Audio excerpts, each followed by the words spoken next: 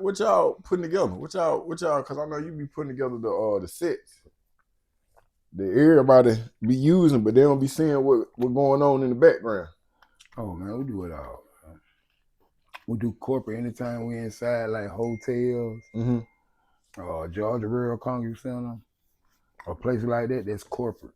Yeah. I mean, that's different type of money. We get $3-4 more. Yeah. But anytime we like stadiums, arenas, it's concert.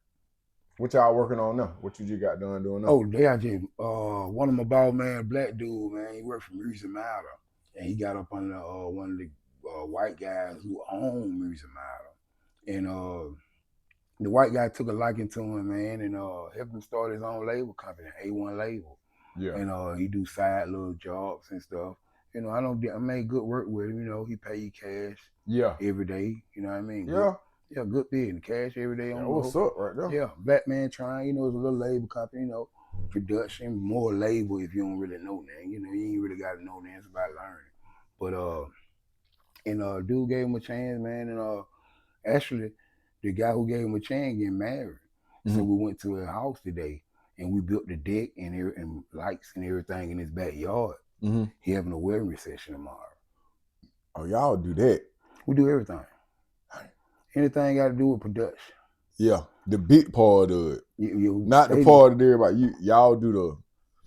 Yeah, we don't do clubs and shit like that. Now we'll go inside a club if like somewhere like a company like Beware or somebody, you know, because they do like charade parties and shit. So we'll go in there and set up inside a club for a charade party, like put extra lights and shit like that. But other than that, dealing with stages and stuff, the other shit, we like 125 man, 100 man deep, sometimes 75, but anytime we're inside a stadium, we 200, 300 deep. It been a minute since last time you were here, bro. You and we was upstairs. That's why I was going to the bathroom. Yeah.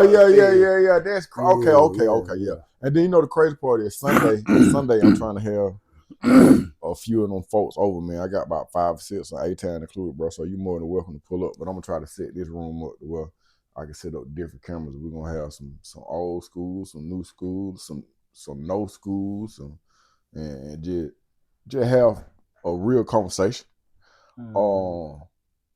Last time you were here though, we talked about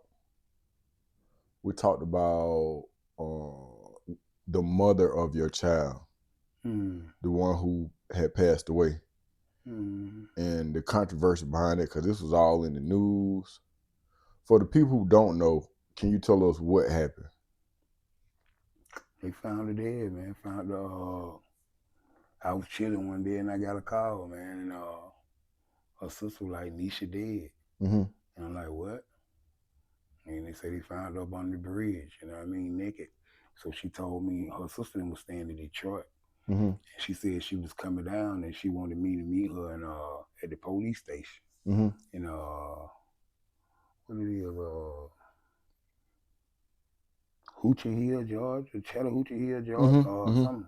But anyway, we met down there, and the police took us to where they found the body, and they found the body up on the bridge. So we had to go out and identify the body. You know, the animals had started eating on that stuff, but yeah. Have you had any came back to find out, the autopsy came back to find out that somebody had shot in the head. Okay. Now, the last time you and I had talked, I guess you and somebody else had to exchange words in regards where you felt like they had something to do with it, or yeah, man. You know, I mean, your mind run wild, things run wild, man. But you know, I'm old school, man. You know, I feel like I can look through muddy water and spot dry land, meaning that I done been through enough shit to know when shit coming. You know what I'm saying? And the question he was asking and stuff, you know, I just felt some type of way about it. Put it on vibrate, okay, so it don't keep going on. But and he was asking some weird questions to her sister and me, and all of a sudden, you know, one guy had called me one day and he was asking me what I thought, and he was a friend of mine and a friend of his. And you know, he was putting on his kids and everything, which I know, you know, that shit don't be shit. That shit ain't shit, never been shit. But And I broke down and told him what I felt and what the police said. And he went back and told him, and the guy hit me in the inbox and like, hey, keep my name out of that shit, man, before you be, some old shit like that. Yeah. So I really felt some type of way, but then I bagged up because at the end of the day, first of all, I got too much. I ain't entertaining on shit like that, man. Then I ain't really beef with no ghosts no way. You know what I mean? What you mean beefing with no ghosts? I mean, he already on the run. Nigga. Oh, okay. Niggas ain't got nothing to lose. Shit, It's hard to be with no kind of people. Shit, that same reason I got the game. Yeah. I wasn't ready to kill no nigga. I wasn't ready to go do no more time. I wasn't ready for that bullshit, man. Yeah. And then I felt like I got to an age where I felt like selling dope was selfish. Because you know that you're gonna get robbed, might get shot, might die. You know you're going to jail, you know you do this. You know all that shit come with the game. Mm-hmm. So you knowing that and you love your family, so you got to come to an option to like my family or the game. Mm-hmm. Because the game going to take you away from your family. Mm. So, I mean, like, what you going to choose? You know what I mean? And being real, I mean, I hate to say it like this, but I always keep it, I'm 100, man. Yeah. If God wouldn't have put me in that wheelchair and set me down, mm-hmm. I probably wouldn't have took my kids when they were 5 and 2. I probably wouldn't have left the street. You know what I'm saying? Mm-hmm. See, me and my baby mama fell out. Okay. First of all, me and baby mama fell out. We had been together for a long time, man. She was my first, when I got a chain gang, she was my first hoe.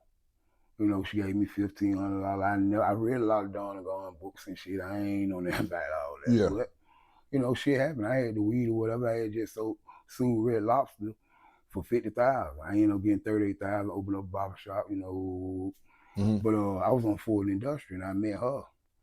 And she gave me $1,500 and she just gave you $1,500? Yeah, I mean, she said her nigga had been locked up, or whoever had been locked up, whoever she been up under was locked up, and she ain't have nobody, so I guess that was her way of, you know what I mean? Yeah.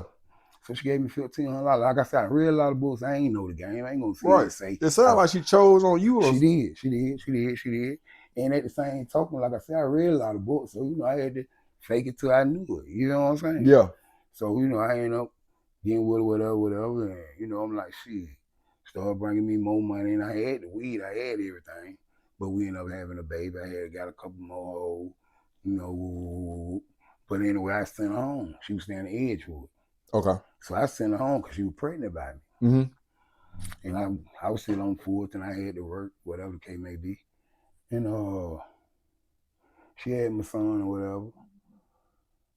We were beefing, having a lot of arguments and shit. I ended up going to Edgewood. Her mama was staying in Edgewood. And I got into it with them young niggas called the Runts in Edgewood. Oh, yeah. Then y'all niggas about that bullshit too. Yeah, man. Them young niggas, man. They're life, man. They being real. Like, when we were coming up, we was like that. Yeah. But with respect. Mm-hmm. Meaning that we ain't finna be in there shooting no gun. We had mamas, grandma. We ain't finna, the bullshit we do gonna be out of sight of him. Mm-hmm. You know what I mean? And ain't nobody coming in here with the bullshit because our family. Mm-hmm. You know what I'm saying? They were the same way, but they probably, how that shit go, man. If your leader ain't strong, you ain't strong. Your leader ain't right. What y'all got into it about? My baby mama was staying in Edgewood. She from Edgewood? Her mama was staying out there. Oh, okay. So, she was from Edgewood. Gotcha. So, her mama, how the mamas is, man. I hate to say the mama died, but I hate to say it. How mamas is sometimes, man. Mm-hmm. They sell the kids out. What I mean is, they want weed, whatever they want. Oh, my daughter here. Come over and smoke a blunt with me. You know what I'm saying? And I seen that going on, you know what I mean? Mm-hmm. But, so one day she told me dude slept on her ass. So, me, I just pulled up fresh as hell, you know what I mean? Matter of fact, God bless day, A1 with me. He was driving. And he pulled up. And when I went to the apartment, she said, tackle that nigga right there. Put me on the spot. You know what I'm saying? So I called myself checking him, you know what I mean? He swung, got weed. And when I swung back, I barely caught him, but he was in the process of running. You know what I'm saying? Mm-hmm. So he ran to the house, and one of the Runts niggas I knew, we were cool as hell. You know what I'm saying? Mm-hmm. So he was coming around the corner. And my baby mama ran around and said, hey, get him, woo. I'm like, what the fuck you running up on a nigga telling a nigga to get him and woo woo.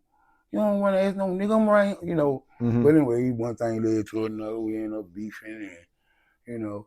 So I'm in the house, me and baby mama arguing. But before then though, I was praying to God, man. I was like, hey man, what could it be? I don't took out the street. I ain't in the street no more. I ain't selling dope. I got 2 cars, good job going back and forth to Alabama. But she always complaining. I asked God, I said, man, what is it, man? What is it? You know, I love her. I mean, she did what it is. She gave me my first son. And she ended up having another little baby. I'm like, what is it? What is it? And he showed me, man. I think it wasn't no nigga. It was cocaine. She hid it from me for 9 years, and I never knew it. I didn't know you could hide cocaine for 9 years. But see, I was on the Molly. I used to be on the Molly and shit. I used to be high. But at the end of the day, I sold it, and by her being home, by her being my hoe, she got a room downstairs where she work out of. I'm upstairs, so I can't see. Woo. Yeah. So one day, goddamn, we got into it, and I seen it. She was telling me, got high one day and telling me how she was stealing dope, stealing my cocaine, getting it to other bitches and woo and woo. We got into it big, man. Then she offered me the sack. What you mean? She offered me to hit it. Oh, okay. And I left my nigga. You know what I'm saying? Mm-hmm. Because all the stories I done heard, selling dope, how the people got there, they got there following the people they love, bro. Facts. You know what I'm saying? And I looked at her and I told her, I said, man, you broke down on the side of the road. Who gonna pick up the kid? You know what I'm saying? So I left. All right. So we ain't had no more conversation. She got the kid. I'm back on Simpson. Now I was in the Bluff on English Avenue with Millibrook.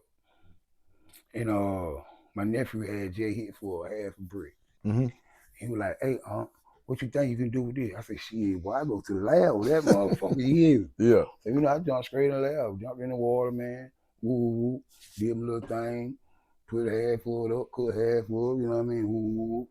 So I went back to Ford Industrial. Went to bunk it back up, took back over. I bumped to baby mama. I seen one now. I'm like, shit, what you doing out here? I ain't even know she was out there with a nigga, you know what I'm saying? Yeah. Like, what you doing out here? Woo. We ended up beefing, then the nigga said something, I said something, woo. So 2 days later, I'm at the gas station. And a nigga who I got down, you to kick it with, well, I ain't really know him. I met him on Forge, but I got him at Fur Hope, you know what I'm saying? Oh, my bad, I ain't got. Oh, you good. Okay. And he messed around and he was looking at me. But he was looking at my waist.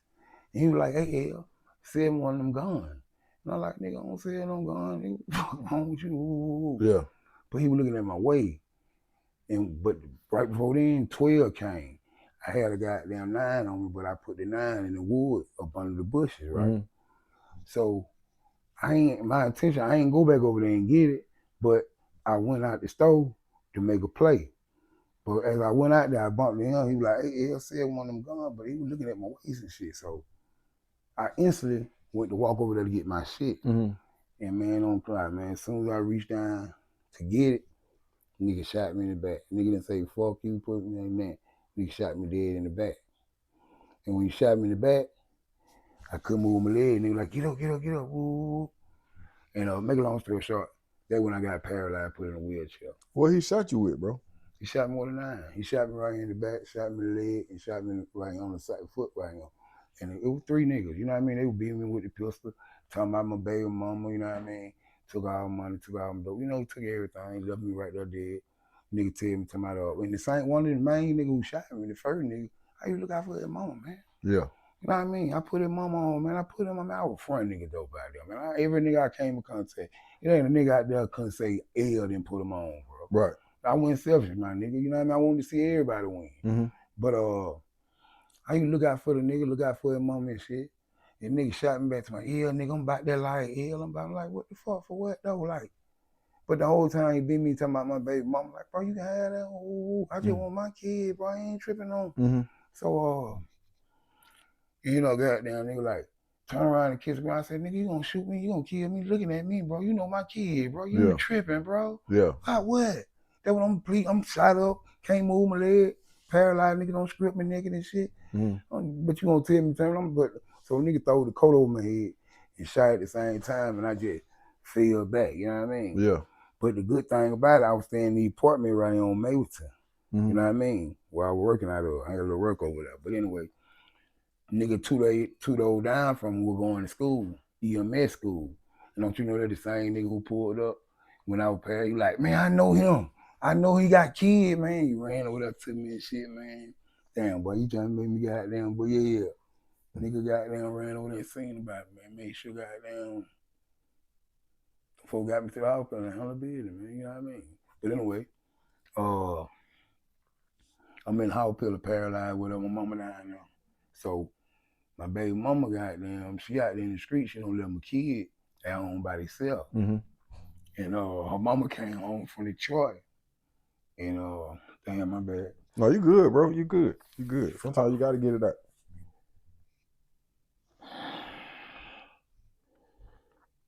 We can pause if you want to, bro. Nah, you good, my boy.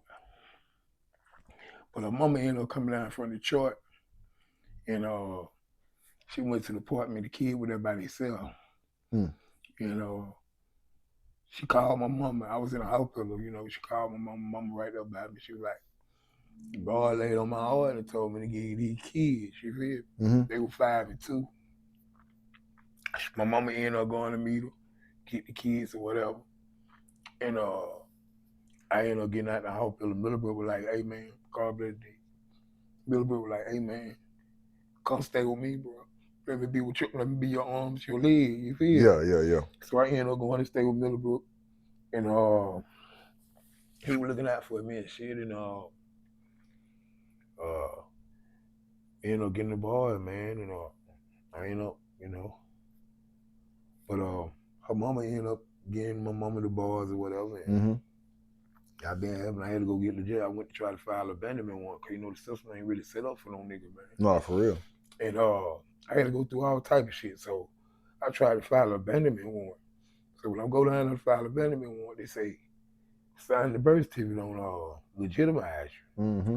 So I had to go file an APA corp or whatever to get legitimized. So I ended up getting legitimized. So I ended up getting because of both of my kids. They ended up getting new birth certificates and shit. Changed the name, my name and shit. I've been helping her since they were 2 and 5, you feel? Mm-hmm. She was just out there in the street, you know. I was just hoping she was gonna come around, you know what I mean? Come and get these boys, you feel what I'm saying? Yeah. You know. And she ended up, even though we went through all the bullshit, I feel like she set me up, because the same nigga who shot me up robbed me shit with her. She ended up telling me 3 days later, to my somebody to tell me to my nigga asked her to my, where L getting all that dope at? Where L getting all that money at? Who L folks here? Ooh. I said, motherfucker, come and tell you that type of shit. You supposed to come and tell me. Right. You feel? Mm-hmm. But so ended up getting custody of the boy, whatever. She tried to come around. She stayed gone for a long time. She ended up popping up. Felt like she got her shit together. You know, I ain't hold her back from the kids. I let her see the kids or whatever. But she wanted the kid to spend the night, and I couldn't do that. You know what I mean? You know.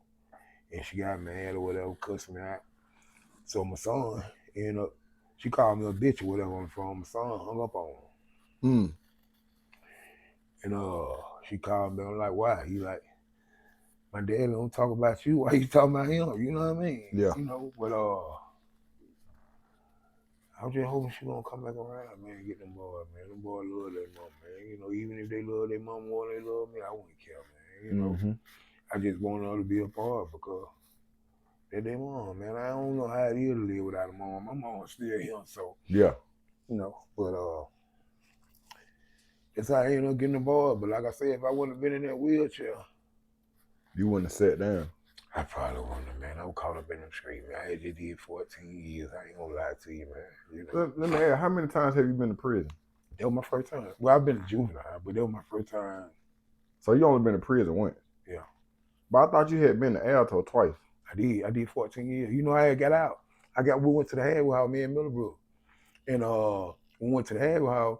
I was going home on pass and everything. So we got caught up in that 90%. They came and snatched up out the halfway house. And sent her back to prison. It made her end up, yeah, man.